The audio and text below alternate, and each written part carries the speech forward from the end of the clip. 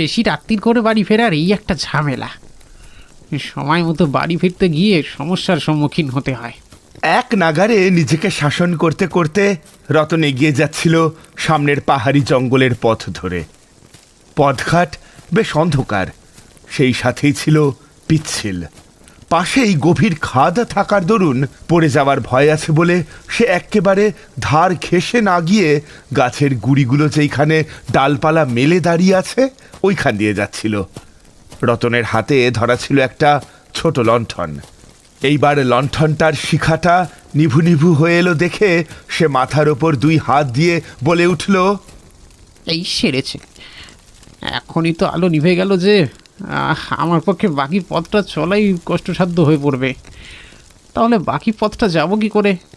ঈশ্বরের কাছে সে প্রার্থনা করল যেন আলোটা নিভে না যায়, কিন্তু লণ্ঠনটা তাকে সাথ দিল না। সে নিঃশ্বাস ত্যাগ করে নিভে গেল। আর ওই সময় সে দেখল যে আশেপাশের আঁধার তাকে জাপটে ধরেছে। দিশেহারা হয়ে পড়ল সে। ওই সময় একটা বাঁশির সুর কোত্থেকে যেন ভেসে এলো। সেইবার সেই শব্দটা পেয়েই বলে উঠল, বাহ, এত মধুর বাঁশির সুর কোত্থেকে ভেসে আসছে? আশেপাশে তো জনবসতি নেই, তাহলে? বাঁশির শব্দটা ক্রমেই তার দিকে এগিয়ে আসছিল।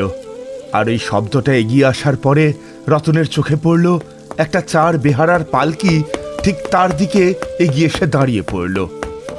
বেহারাদের শরীরটা ঠিক অন্ধকারে দেখা গেল না, যদিও তাদের চোখের মণি লাল।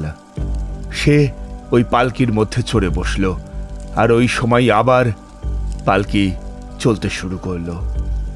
কেমন একটা ঘোরের মধ্যে চলে গিয়েছিল রতন। সে খেয়াল করল না যে পালকির মধ্যেই তার সামনে কে একজন লাল বসন পরা নারী মূর্তি বসে। নারীটি ঘোমটার আড়াল থেকে বাঁশি বাজিয়ে যাচ্ছে।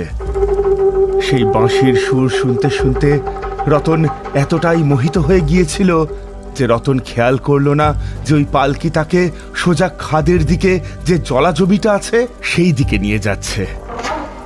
পালকি বাহকদের চলার পথেই যে লম্বা সাঁকোটা পড়ে ওইটা ভাঙা, আর সেই সাঁকোর অনেক নিচ দিয়ে বয়ে গেছে একটা খরস্রোতা নদী।